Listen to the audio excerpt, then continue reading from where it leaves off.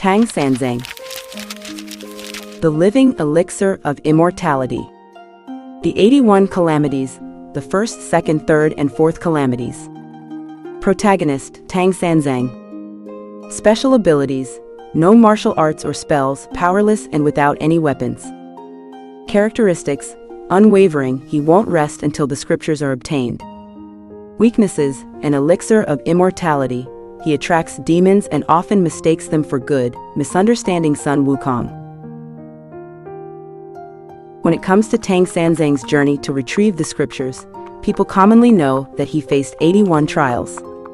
And when thinking of these 81 trials, most people recall the various demons and monsters encountered along the way.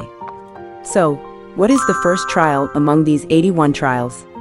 The story is quite lengthy and starts with Tang Sanzang's previous life as Jin Chanzi, a driven cicada.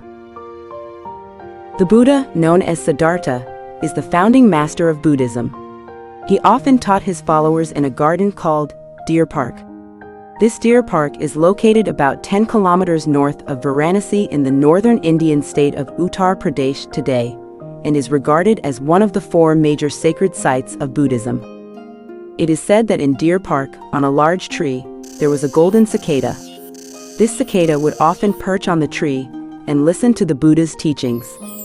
Over time, it developed a spiritual awareness and eventually transformed into a human form. The Buddha, who teaches all without discrimination, accepted this golden cicada as a disciple and named him Jin Chanzi. When Jin Chanzi was still an insect, he was quite diligent and motivated. However, after becoming the Buddha's disciple, he grew complacent. One day, while the Buddha was teaching his disciples, everyone was listening attentively, except for Jin Chanzi, who dozed off during the lesson. Instead of throwing a chalk piece at him, the Buddha directly banished him to the mortal realm. Thus, Jin Chanzi was transformed from an immortal into a mere mortal. So remember, always pay attention in class. Jin Chanzi was, in fact, the previous incarnation of Tang Sanzang, and his banishment to the mortal realm was the very first of the 81 trials in Tang Sanzang's journey to retrieve the scriptures, the banishment of Jin Chanzi. After Jin Chanzi was banished to the mortal realm, he was reincarnated into a family of the Tang dynasty with the surname Chen. His father, Chen Guangrui, was a top scholar, and his mother, Yin Wenjiao, was the daughter of a prime minister.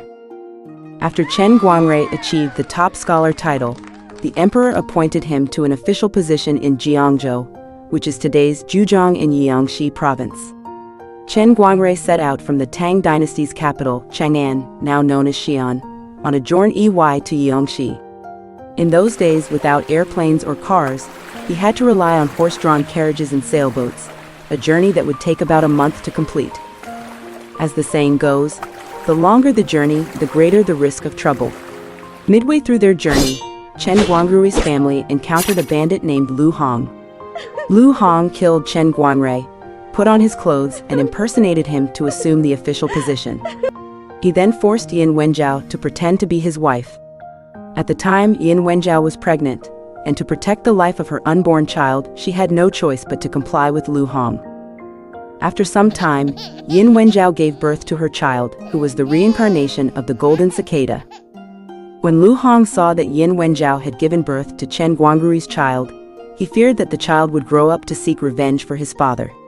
He ordered Yin Wenjiao to throw the baby into the river to drown him. Yin Wenjiao replied, "It's too late today, let's do it tomorrow."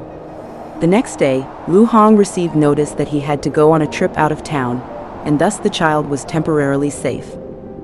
Thus, as soon as Tang Sanzang was born, he narrowly escaped death, marking the second trial he encountered, the perilous birth, which means that he was almost killed right after being born. The infant Tang Sanzang narrowly escaped death at the hands of Lu Hong, saved only by Lu Hong's sudden trip out of town. However, his mother, Yin Wenjiao, thought, "Lu Hong will return eventually, and when he does, my child will surely die. It would be better to bind him to a wooden plank and set him adrift on the river, leaving it to fate. Perhaps someone might rescue and adopt him." With this in mind, Yin Wenjiao wrote a letter explaining the child's true background. She then wrapped the baby along with some personal belongings, placed him on a small wooden plank, and set him afloat on the great river, watching helplessly as her 1-month-old baby disappeared into the waves.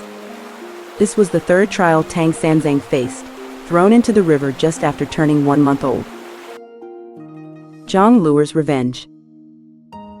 Just 1 month after Tang Sanzang was born, he was set adrift on the great river floating downstream. As the reincarnation of the golden cicada, who had a deep connection with Buddhism, the infant eventually drifted to the shores of Jinshan Temple. The monk Feiming found the baby and the letter that had drifted along with him, revealing the tragic story of his origins. He thought, although I know the child's mother, he cannot be sent back, he would surely be in danger. It would be better to adopt him into the temple. Thus, just 1 month after his birth, the infant Tang Sanzang was taken in by the temple. Monk Feiming gave him the nickname Zhang Luer, meaning the baby who drifts down the river. Unknowingly, 18 years passed and Zhang Luer grew up. Raised in the temple, he had read many scriptures and naturally became a monk after reaching adulthood, taking the Dharma name Xuanzang. The monks in the temple often gathered to discuss scriptures and meditation, and Xuanzang, who had studied the texts from a young age, was unmatched in his knowledge. Once, a monk who indulged in wine and meat debated Buddhist teachings with Xuanzang.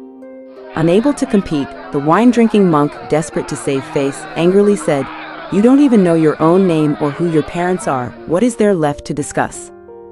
Xuanzang, deeply hurt by the monk's words, went to his master Monk Feiming in tears and said, "Master, everyone has parents, but I don't know who mine are.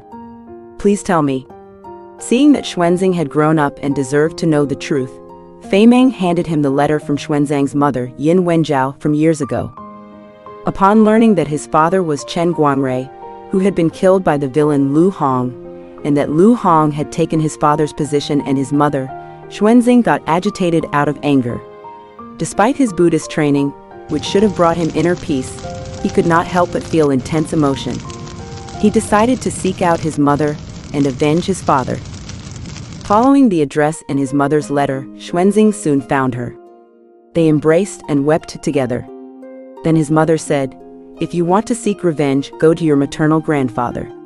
Tell him the whole story. He is the current prime minister and will surely have a way to help."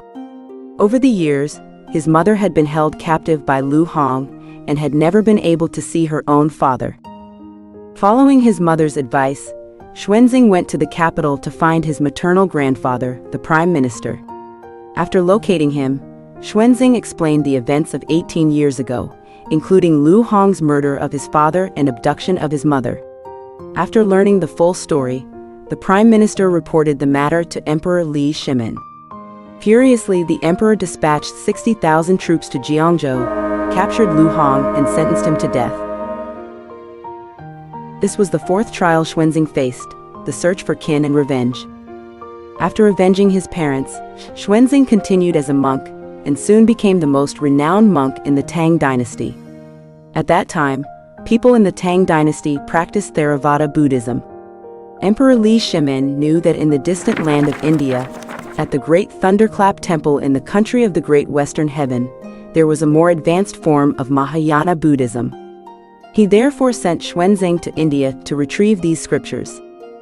In fact, Xuanzang's journey to India to retrieve the scriptures was foreseen by the Buddha. Before Xuanzang departed, the Buddha sent him 2 treasures via Guanyin, a precious cassock and a 9-ringed staff, which served as identification tokens for the journey.